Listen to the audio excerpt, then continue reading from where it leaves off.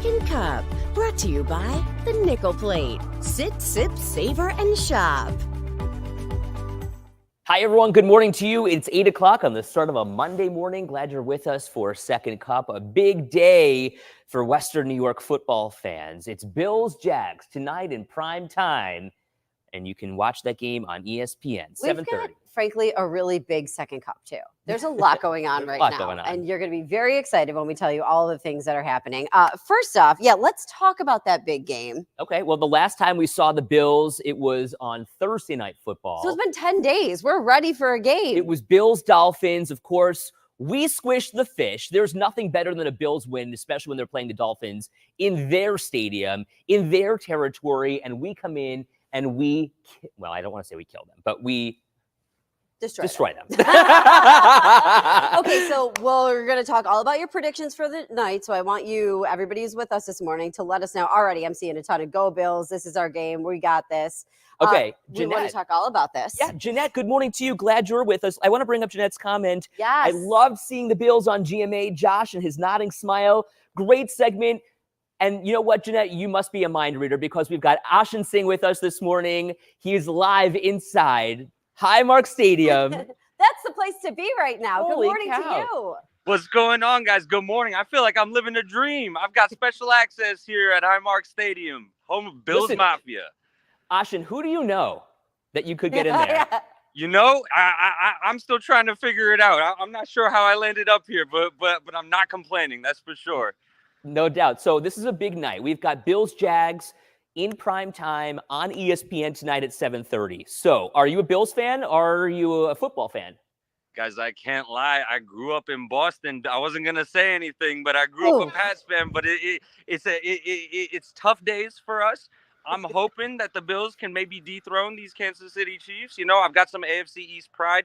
Grew up as rivals, but, you know, the Bills are cooking right now, and you can't bet against Bills Mafia, especially while I'm standing here in Highmark Stadium, right? Yeah, I think that's a very safe bet right now. You don't want to do that while you're standing in the stadium. Okay, so tell us a little bit about what brought you out here today, because we love to see you guys here in Buffalo.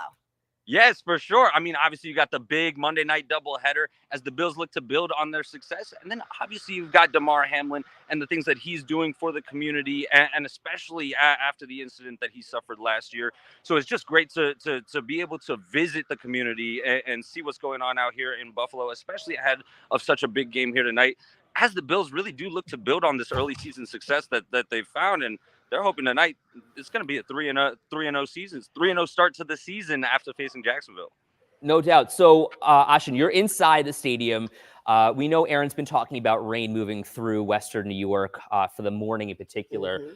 Are you seeing crews kind of working around that, clearing out the stadium? What are you seeing there? Yeah, you know, it's not too bad right now. When I got here to set up in the morning, it was a little bit of drizzle, but it looks to be clearing up. I'm not a weatherman, so I don't want to make any predictions for later tonight, but it does seem to be holding up right now. I know we're still a long way away from kickoff, but I'm hoping that fans can actually remain dry because the weather's beautiful right now, actually. Okay, so we're dying to know, too. Do you get to stick around for a little bit? Are you going to be able to get some buffalo wings? That's what everybody's asking because they want to make sure you're getting it if you were promised them. Yes, I'm hoping that I still get my wings. Every time I come to Buffalo, I've actually got a favorite spot. It's called Elmo's. I'm not sure if people are familiar, so I'm hoping to make my way back to Elmo's. But I was just got to say that the crew was making fun of me after my GMA hit. They're not called buffalo wings here. They're just chicken wings, right? So I got to get that right coming back next time. So are you with a Buffalo-based crew, or where are these guys from? Because they know something that a lot of people outside of Western New York don't know. Yeah, I'm with a Buffalo-based crew and a Buffalo-based GMA producer, a Buffalo-raised GMA producer. So I've got the good word from some locals for sure. I got to tell you, knowing Elmo's, that's a little bit of street cred for you. I know. Like, that's impressive. Really I pulled that one out from the pocket. I can't lie. Jeanette but I says think about Elmo's often. Elmo's lives rent-free in my head. So every time I come up to Buffalo, I've got to try to make a trip. My man, you know what you got to do. So I'm going to give you a challenge right now, Ashin. You've got the crew around you. I need you to say, hey, and see what happens. All right, Brian, you ready for this? All right, let's go. Hey. The camera crew all the way up there. We wanted to get y'all close to the field, but let's see if they got it. Yo, guys, Scott. Hey. They got it. Could y'all hear that? It echoes throughout the stadium. It's fantastic. Yeah. I think we're going to be hearing a lot of that tonight, too. Okay, Ashin, Sherry's wondering, here's the true test of a Western New Yorker. Are you a blue cheese or a ranch fan? I feel really strong about this. Don't you dare put ranch near my wings. Don't you dare put ranch near my wings. Let's go. I think you belong in Western New York. I know you said you're from the New England area, but I don't know. You're doing well in Buffalo. I got some regional pride. We're all one Northeast, right? Mm-hmm. Fantastic. Fair enough. Yeah, I see you, Patriots fan. We're all one Northeast. Yeah. He's like, and it's been so great to be our I Northeast. miss Tom Brady, man. Yeah, we Yeah, do you too. Sick joke. Ashin, we appreciate you. Thank you so much for being with us and taking the time. You're hysterical. Yeah, enjoy your time in Buffalo. We hope you get those wings. Me too. I appreciate y'all having me. Y'all have a good one now. Hey, you too. See ya. Oh my God, he's hysterical. It's a trip. Yes, so much fun. Oh my gosh. So we love when GMA is here. Yeah. And we love when they, really showcase Buffalo Isn't it so great? on a national stage. Yeah. And it's not for snow. It's for our pride and joy. Buffalo Bills, the boys in blue. They're back tonight at 7:30 on ESPN. Be a little bit of a late game for me, you guys. I'm not going to lie. Someone took the day off tomorrow, so someone else will be holding down the fort. You can figure out who you think that's going to be in your head. Yeah, Katie's thinking that she's holding down the fort. Holding down the fort, as always, but even a little more so tomorrow. I also this morning, we want to bring in our friend Solomon Schmidt. He's got a brand new book out this morning called Legal Gladiator, The Life of Alan Dershwitz. This is a huge deal for a literal Western New Yorker, not a fake one. And like this Ashin. is, hey, you played the role well. But you know what? This is a big day for us because we love to have a guest on Second Cup. And this morning we've got two of them. So Solomon, good morning. Thanks so much for joining us. You got to tell us a little bit about this book. And my biggest question, I think, is Solomon, I'm just going to make sure your mic is on here. Yes, what okay, was perfect. your inspiration when it came to writing this book? Like, why were you like, this is it. This is my topic. Well, just sheer fascination with Dershwitz's career. I mean, Mike Huckabee, who reviewed the book, said that Dershwitz has lived the equivalent of several lifetimes in the span of one lifetime. He's 86 now. I mean, just consider this.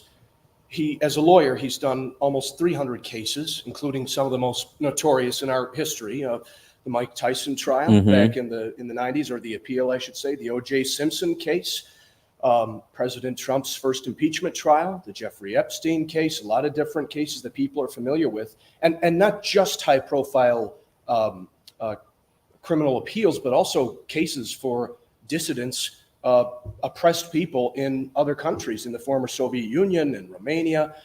So he has this career, this overwhelmingly amazing career as a lawyer.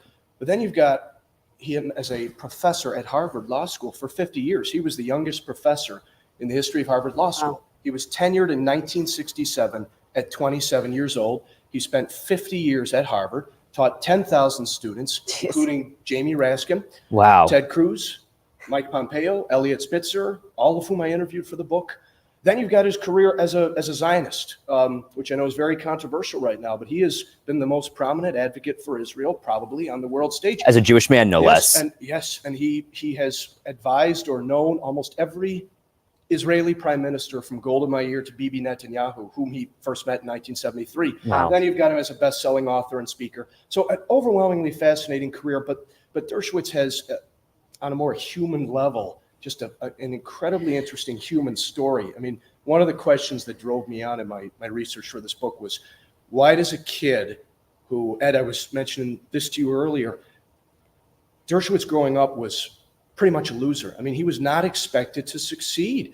Mothers of daughters in his neighborhood told their daughters, don't have anything to do with Avi Dershwitz, because he's a boy with no future. He had terrible grades. He faked his own suicide and did horrible things in class.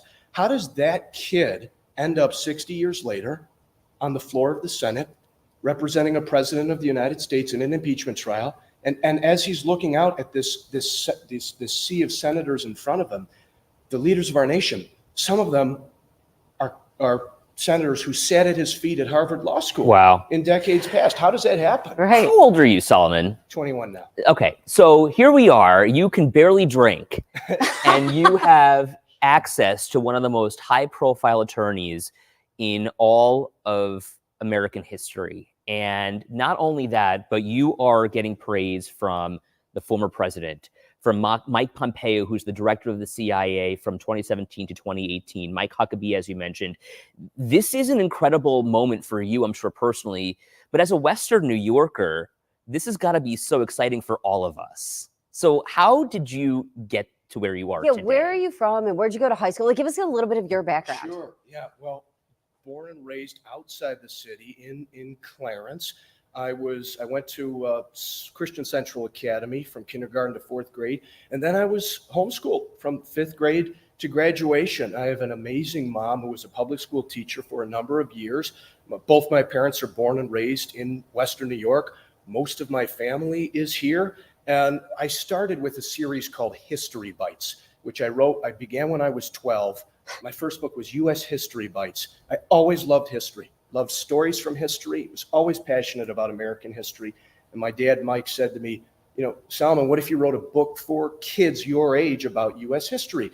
And all my History Bites books, they have pictures and fun facts and a bobblehead of me and things to make it fun for kids. Sure. And I have a tie-in YouTube channel. So that got me into fascinating stories from history. One of our greatest historians, David McCullough, who's passed away, said that history is human. People think of history as this big, scary subject, but this isn't a blame on any teachers. I love teachers, but we need to teach history in a inspiring way as stories, and I think that's what intrigues people about the life of Alan Dershwitz. I love that. Or any great Americans or historical figures. Dad standing back in the background. That's He's right. very happy Yes. for you, Glad to have you smiling. here with us. That's right. Okay, I have another question too, because now we've got this book. Okay, you went through this whole process. Really quick, how long did this take you to write? About 3 years. About 3 years. Okay, so my question is too, what comes next? Yeah. As you look ahead, and you're only 21 right now, so what do you see for your future here? Well, thanks for asking. I'm working right now on a biography of J.K. Rowling, the author Wow, of Harry Potter. So that- Your face really lit up there. That's so cool. Yep. So it's called A Pen to Change the World, and it's set to be released next year by Skyhorse Publishing. I've been working on it for many months now, and I'm going through the process of researching and writing it. She's equally fascinating to Dershwitz. Just an incredible career, and the Harry Potter books have changed my life. Yeah, of So I wanted course. to learn who is this lady who gave us the best-selling book series of all time. And she has a really interesting backstory too. Extremely. Mhm. I got to ask you, the most fulfilling part of all of this is what? Off the top of my head, besides meeting Dershwitz and all the wonderful people that I did, in fact, I'll go with that. Absolutely. Getting to know Alan Dershwitz, the man, because although like all of us, he has flaws, he's an incredibly inspiring human being. I mean, one of the people that reviewed the book, Nathan Sharansky, spent 10 years in a Soviet labor camp, 4 years in solitary confinement for a crime he didn't commit. Alan helped get him out of jail. Wow. And so to meet a man who has literally helped save people's lives and does it pro bono for no pay because he believes it's the right thing to do, wow. I mean, there's not many people like Okay, that. but let me dig in here for a second, because at 21, you're calling up this guy and you're hey, Alan, this is Solomon from Clarence. I want to interview you. If you were writing this for the past 3 years, you're a teenager Right. too when this is still happening. What was that conversation like? Well, I came to know Dershwitz through a friend of his named Harvey Silverglate, who's a civil liberties lawyer up in Boston. And it turns out that Harvey has known Dershwitz for 60 years. And not to get too political here, but Harvey is Dershwitz's only Democratic friend. Wow. Who agreed with Dershwitz's representation of President Trump in his impeachment trial. So I hit the jackpot because Dershwitz trusted Harvey. And when Harvey came to Dershwitz and said, hey, Solomon, he's 18 years old, but he's done reputable work and you can trust him. I came down to New York City, had a meeting with Dershwitz. He's a tiny guy in person, but his intellect is just overwhelming. Wow. So the first question he asked me was, why should I let an 18-year-old write my authorized biography? That's a great question I too, know. right? Yeah. It was. And then we had a cordial meeting, and I explained to him my outline and plan for the book.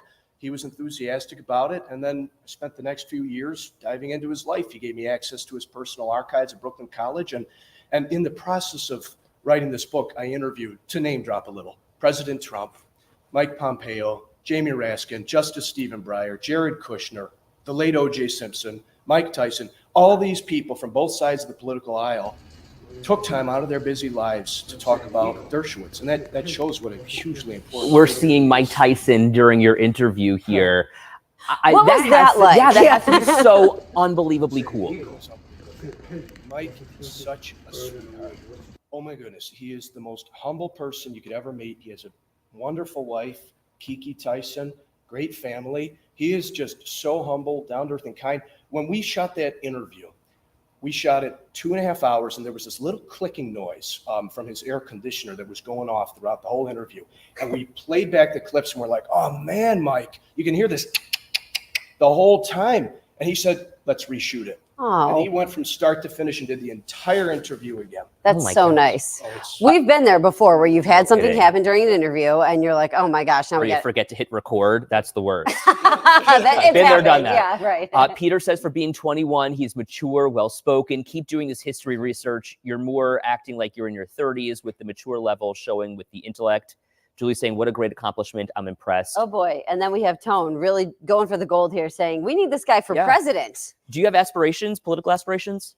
No, not at this point. I'm so passionate about writing that my focus is totally on this J.K. Rowling rolling process. Some people, say your name Rowling, rolling. It is rolling. So, but yeah, I'm just fully immersed in this rolling research. She's an endlessly fascinating lady. Well, we look forward to the next time we get to have you on the show, I because know. I think that next book then will be another hit. And so if people want to read this book, you have to let them know where they can get it and, where they can pick it up. Thank you. Yeah, they can get it at solomonschmidt.com. And you can see my name for the spelling.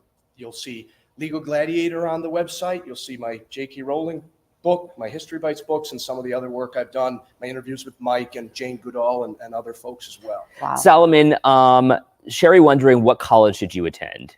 I'm partway through a bachelor's in American history at SUNY, Empire State College, Okay. which is SUNY's fully online college. And when I met Professor Dershwitz, I put a pause on my research and dove into the very educational experience that was this book. Yeah. You are such an impressive young man. Yeah, it was a We are pleasure so to honored have you to on have the you show. here. This was wonderful. So solomonschmidt.com, and John's going to put a link in the comments here if you're interested in checking out Solomon's brand new book called Legal Gladiator. It'll be available for you there. This is so cool. Yeah, and what an fantastic. honor to have a It's Western got to New be Yorker great here to like see this. It is. It's nothing like holding it in your hands. Yeah, for sure. I mean, as a reader, you know what I mean? When you get a book in your hands, like we talk about this all the time, how much we love to go to the library and just check stuff out. And, it's got to be even just more amazing when it's your own work here. Absolutely. Unbelievable. Thank you Congratulations. so much. Thank you. Big round of applause Yeah. for Solomon Schmidt, everyone. Thank you, Solomon. So again, that'll be available for you on solomonschmidt.com, and we'll post a web story for you and put a link in the comments for you as well. Thank you again, Solomon. We appreciate you. Yes, awesome. Okay, Della says, I want one. I don't blame you. I can't wait to get my eyes on this. It's going to be an awesome story. Okay, let's talk about the idea of laundry being super expensive. Okay, let's pull it up. What do you think of when you think laundry? Do you think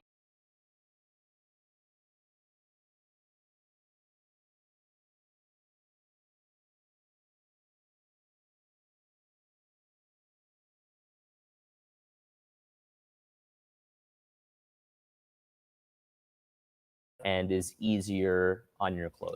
That's a good question for people. I personally am a Tide fan. I have one particular detergent that I always use only because I've had issues with the other stuff. Like when I was in college, Yeah. I went for the cheap stuff, washed all my clothes in it, and then was like, why am I so itchy all the time? And right. And why isn't it clean? Why doesn't it smell good? So now they're saying there are certain things that you can do to, right, exactly, Julie. I was just thinking about the laundry.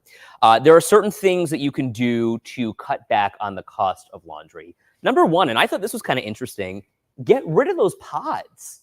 See, I like a pod, but what I will say is when I read the instruction, it tells me use 1, 2, or 3, okay, depending on my load size. And I have gotten back down to just using 1, Okay. even when it says I should be using 2, because I do think that you oversaturate it with the detergent. Okay, so I'm a Tide guy, to be honest with you, and it took me a while to get there because I was buying the cheapest stuff that I could find, but it's not really necessarily the best. Mhm. And I like detergent over pods too, Jason. And what they're saying is don't use the pods because you're getting too much Yeah. in that one pod and you're paying for the convenience. Yeah. Now, I like the pods personally, but it doesn't stop me from using the liquid stuff. Frankly, I'll usually buy whatever's on sale as long as it's the Tide brand. And then I do my Target deal. And I've told you about how I get my 15 on 50 and I do my whole, little Katie Target app thing. Target run and done. Yeah, exactly. Connie says, use the Tide. I started to use the laundry sheets. Used to use Tide. Now she uses laundry sheets. Sherry says, my son called from college, Tide Pods, not good on bedding. It gets tangled in the bedding and left a dark stain. I've never had that issue. And let me also tell you, no, here's the thing.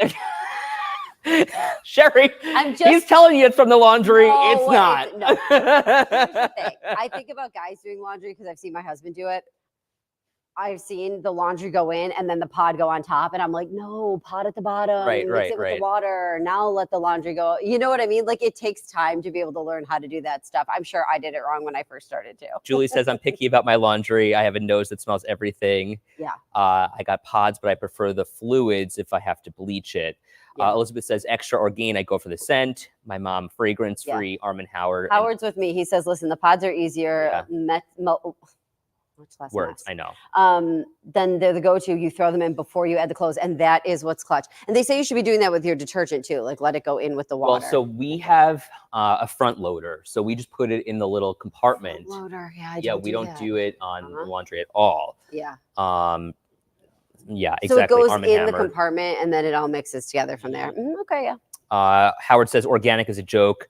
Tone says, got to use scent beads. My sister uses those. And then Sarah says, laundry is one chore I actually kind of like. I don't mind it so much. I normally don't mind it. My biggest gripe about laundry is that it's in the basement and I have to go upstairs, downstairs. But, my legs are in such good shape that... Anyhow. Robin says, how about the folding of laundry? I can die 1,000 deaths if someone folds my towels wrong. Yep. There's one way to fold a towel. And it is in thirds or in halves. What do you do? In halves. In halves. Yeah. I just do halves too. Thirds is the fancy way to do it. Jeanette says folding is therapeutic. It's true. And then Howard says, oh, hell no, Katie, get it on the floor level. Howard, you have no idea how much I'm working on this right now. If Paul is watching, if Paul is watching Second Cup, he's like freaking out because this has been my real push, as Ed knows. I need my laundry moved. All right, Kelsey, we're talking about the forecast here. Standing outside, waiting for the school bus. It's sprinkling in Jamestown. Hope the rain passes. Take a quick look at the forecast here this morning. We got some morning rain. Aaron was saying it's going to taper off toward the end of the day, and hopefully few rain chances for this Bills game. Again, that starts tonight at 7:30. Everyone is so excited. And this is a forecast that's kind of changed since last week because we were watching last week the possibility of some heavier rain during the game, and now it doesn't look like we'll see that. So fingers crossed. Last but not least this morning, you want to talk about being a picky eater. What's the craziest thing that you've ever eaten? I'll eat pretty much anything. I mentioned during the show today, I've eaten escargot. I've eaten elk. I think I've eaten alligator. I said frog legs. I was trying to think. I don't know that I've ever eaten them. Where'd you have them? Miami. Okay. So it's like a Cuban delicacy. Yeah. But I also love tripe. Yeah. People like. I don't like it. People put their nose up at tripe. You can't put your nose up unless you've tried it. Exactly. But then once you tried it, you can. Yeah, sure. It was not for me. I like it because it just takes the taste of whatever it is it's cooked in. So we cook it in a red sauce. And I think, Della says the craziest thing that she's ever had is ostrich. Oh, interesting. Kelsey says, my husband is a hunter. We eat everything. Yeah. So it turns out that a lot of people who are picky eaters are picky because of their genetics. Interesting. Oh my gosh, look at Howard's comment. We grew up on squirrels fried like chickens. Whoa, I have never eaten a squirrel before. My They're husband so cute. will try almost anything, but not me. What won't you try, Shirley? And why won't you try it? Peter, chocolate covered worms. Woof. Oh, have you ever eaten a bug? Yeah. And you know what? Yeah, me too. They brought in the candy covered whatevers. I've tried them before. And so we eat cricket powder protein. So there's a guy at the farmer's market who sells cricket protein, and it's super clean. A lot of countries apparently are using cricket more and more. People eat crickets. Yeah. Yes, they do. I mean, I've eaten them before because we've had them on the show before. Do you remember we had they were suckers that had like a cricket in them. I Do you don't this at remember all? that. This was years ago. I'm testing your brain now. It was probably literally like 9 years ago. Yeah, that's way too far back. Sorry. It made Frog me think legs- of Jurassic Park, you know, because Oh, it was okay. in the thing. Frog legs taste like chicken. Yeah, I thought so too. Or a little like fishy almost. It's got like a consistency of fish, like it glistens if you cook it right. Yeah. Linda, we had lobsters. Our son said he didn't like it. He's never had it. We said, you got to try it. If you don't like it, you don't have to eat it. We couldn't give him enough. Thank you. Loves it. So funny. Yeah. Anyway, I'm just reading Tone's comment. If you eat bread, you're eating more than bugs. No kidding. You're eating yeast. You're eating an organism, right? Well, I think you're eating. His point might be that on occasion, there might be other things that get mixed up in food. I don't know. Fair enough. Listen, I'm still living, and I eat Eat a most pound of dirt before you That die. what my grandma used to say. You got to eat a pound of dirt before you die. I can't wait to read this. Yeah, I just finished a book, so this could be my next. Pretty cool. Have a great day, everyone. We'll see you tomorrow. Go Bills. Bye, guys.